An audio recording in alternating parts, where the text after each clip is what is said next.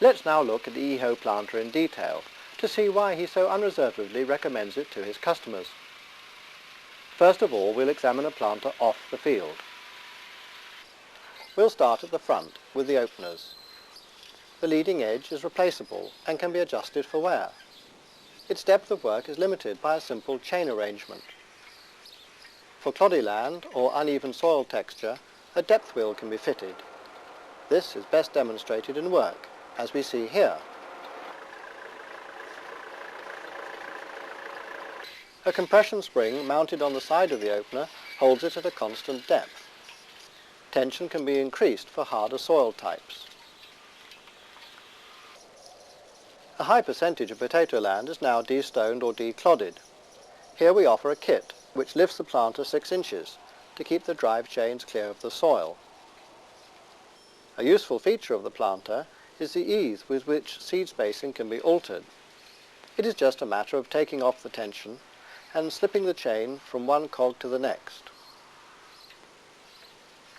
2 alternative cup inserts can be fitted, the small cup for 25mm seed and the large insert for big seed and seed that is kidney-shaped.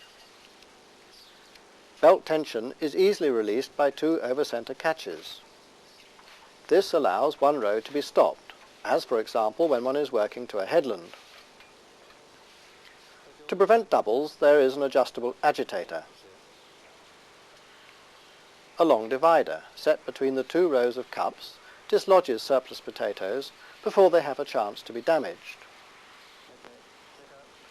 Heavy-duty spring tension ridges are offered as an option to discs. Powerful springs hold both the ridges and the openers in work. Compression springs with adjusting nuts can be fitted for more severe conditions. The ridger angle can be altered on a simple clamp. The point, which is a wearing part, is easily replaceable. The ridging bodies can be set at different angles to produce varying sizes of ridge, regardless of row widths. Row widths of between 26 and 36 inches can in fact be planted. Up and down adjustment is also easily carried out.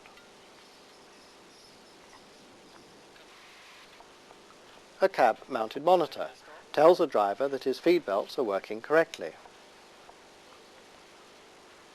Before we see the planter at work, we will just take a quick look at a 242 modified to lift 20.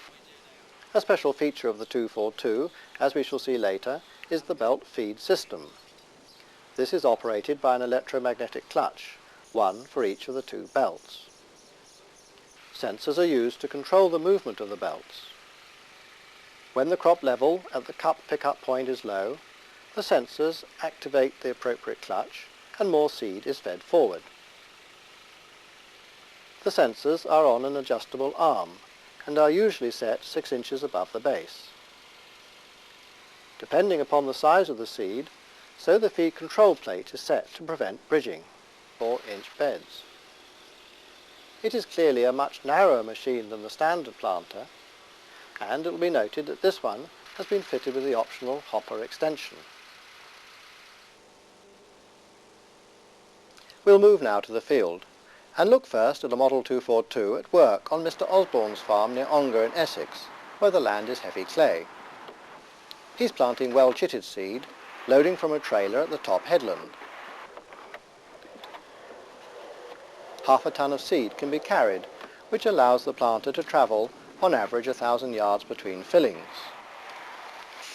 The planter is also equipped with a fertilizer box. Each of the hoppers holds about a bag and a half, which means it matches the capacity of the potato hopper in terms of distance travelled. An important point to note is that the fertilizer is placed to either side of the tubers and below them via double spout coulters. This method ensures that the root system develops into damp soil. Tests have shown that this has a beneficial influence on starch yield. One of the major features of the standen planter is its ability to handle chitted seed. We can see here how the seed in the hopper is fed gently onto the belts, retaining those all-important chits. From the hopper, the seed is called forward by sensors, but only in sufficient quantities to ensure correct filling of the cups. An absence of tumbling prevents the chits being knocked off. The cup and belt feed, which, as we have already seen, can be fitted with alternative cup inserts and includes an agitator and divider, takes the potatoes over the top and then places them into the furrow made by the opener. An absence of misses and doubles, together with even spacing and even depth, is a major feature of the planter's delivery system. Once planted, it is only a matter of covering the seed, using on this planter the heavy-duty ridges which are offered as an alternative to the disc coverers. A nicely formed ridge is created even on de-stoned land such as we find in this field. The 242 hopper model is the most popular of our range of planters. Not only is it good for chitted seed, but it is accurate and it is fast. Up to 20 acres a day or more can be planted. All in all, excellent value for money. For those growers who want an even gentler method of planting, Standens offer a version of the 242 which replaces its hopper with a platform. The purpose of this is to allow boxes to be stored on the planter so that they can be fed into the belt feed area one at a time by the operator who rides on the back. 20 boxes or more can be carried, leaving ample room for the operator to move around. He can also view the feed into the cups and can replace any misses as he goes along. This piece of film clearly shows the sensors and the gentle feeding action of the belts. Although at first glance the use of a second man may seem a backward step, many farmers will have, even with a hopper machine, a man at the trailer who has little or nothing to do between refills. With this planter, he can be usefully employed, riding on the machine and ensuring the gentleness of handling. Before we leave the two-row planter, we should note that the Standen Eho is perfectly at home with unchitted seed. Here we are on a Suffolk farm, where, as is so common, both chitted and unchitted seed will be sown during the season. Unchitted seed allows bulk handling methods to be employed, which certainly speeds up turnaround times.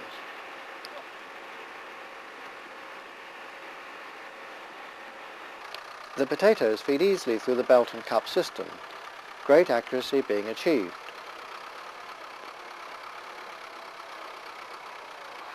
Whilst with this planter, we can watch how it handles soil at fast forward speeds, and at the same time note the simple action of the chain drive system. The ridges, even at 5 to 6 miles an hour, leave a well-packed ridge with a clean furrow bottom. So far we have been looking at the two-row planter range. It would be wrong, however, to ignore the grower who wants to plant larger acreages. For such customers, we offer a four-row planter, which is in effect a doubled-up two-row, sharing all of the two rows' technical advantages. Where it gains, of course, is in its capacity, because it holds over a ton of potatoes. This means more acres planted in the day, and in a tricky spring, this can mean the difference between seed being planted right or perhaps not at all. Here, for example, a Cambridgeshire grower plants right up behind his cultivation equipment as he successfully beats the threatening weather, which is so typical of an English spring. In concluding this film, we visited a well-known grower, Roger Southwell, who bought 2 Standen planters in 1988.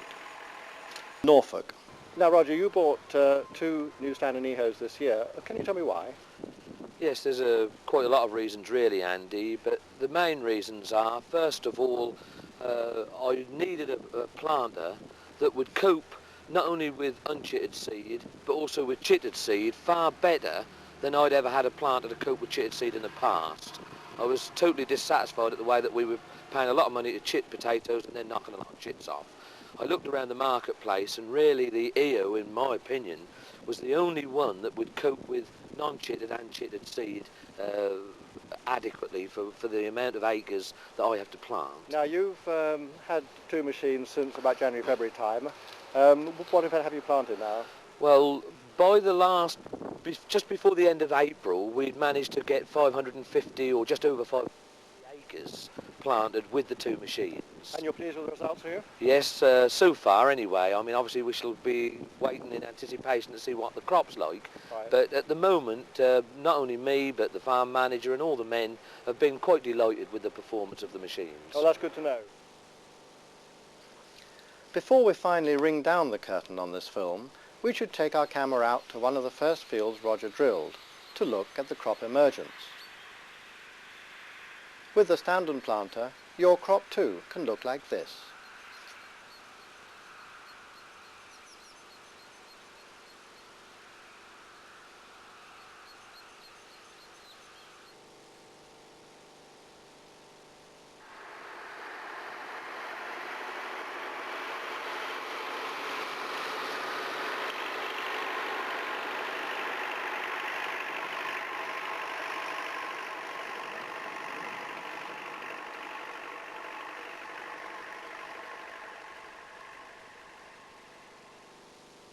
It would seem natural to take the machines in the order in which they are used. A powerfully built machine, its objective is to create a good-sized bed for the destoner to work in. A lot of soil must be moved by a bed former, especially on 34-inch or 36-inch work, so its enormous strength is a distinct advantage. Having created the bed, the next machine into the field is the destoner or soil preparator. Here, the Stand & Blair partnership has resulted in a new range of equipment. First, a few details of the machines. There are two basic models, the first, which we see here, being a soil preparator for less stony soils, and the second, a destoner. Both feature the special rotor spike soil breaker and are offered with either 60-inch or 72-inch wide webs. We will look first at the rotor spike, because it is the heart of the machine. Its purpose is not to feed soil onto the first web, as might be supposed, but to break it up once it is there. The low-angle separate share principle employed on the machines ensures a good feed of soil, wet or dry, so that the rotor spike can really get its teeth into the soil as soon as it is ready for separation. The soil bed virtually explodes and sieving starts at once. This replaces the need for 3 webs, reduces wear and speeds operations. Look how deep the soil bed is. On the 72-inch wide models, the webs are twinned. This has several benefits. They are stronger, they sieve better, and the central division reduces drift on hillsides. Their real advantage is the speed at which these novel design features allows the machines to work. The cascade of soil, dry or wet, and here in Scotland it is very wet, means nothing but unwanted material is dropped in the furrow bottom. It doesn't matter how much stone is in the soil, the destoner will take it out. What other features make the Stand & Blair products an attractive buy? Depth is controlled on the move by the operator hydraulically. Clod-crushing rollers are available to assist separation. A vibrating stone collector at the back of the machine is an option for fields where rocks, stumps or whatever must be collected. Buca spool valves are specified, these being the best available for agricultural machines. The axle steers and the whole rear end can be raised hydraulically to increase sieving where this is found to be necessary, or when working on hillsides or in cloddy conditions. For lighter land, where clod is the main problem, the model SP60 is an alternative to the DS72. Being 30% cheaper, it will appeal to many growers, since it shares most of the features of its bigger brother. And so naturally into planting. The standard EHO planter is very well known to the British grower, in particular for its ability to plant chitted seed. As growers' requirements have changed, so has the planter. Today it offers something for everybody. Firstly, the models. For the smaller grower, the Model 10 offers an economical purchase. Until recently, this model was the most popular in the range. Now, however, the larger hopper models have taken over. They're big 1¼ ton hoppers, permitting the use of mechanical handling systems. More time spent in the field planting, less time at the headland loading. A new heavy-duty chassis has also been developed to increase the strength of the planter. The principal feature of these models is its belt feed system. This meters seed through at a precise rate so that the cup feed area is not overloaded with potatoes. This prevents the all-important chits being knocked off and ensures even feed into the cups. It is this even feed which produces the plant population accuracy, which is one of the keys to good yields. Depth of work is also important, here assisted by a depth wheel, whilst a good covering of soil in the ridges prevents greens and the need to reform ridges at a later date. A new development from Standen is a 3-row planter. It is similar in all respects to the 2-row models, except a 3rd row has been positioned in the middle to give 3 rows at 15-inch, 16-inch or 17-inch centres. The planter is used by growers who want to maximise the number of small tubers, for example for seed, late scrapers, salad potatoes or canners. The belts are driven by a mechanical drive system, which is an option on the 2-row models, and with 3 pairs of belts can plant a lot of seed in a very short time. Not all seed is nicely chitted, and there are times when the chits get away from one. A useful feature of the Standen planter is its ability to feed even a sample as we see here. Not everybody's idea of how seed should be presented, but nonetheless it causes no problem to the Standen, much to the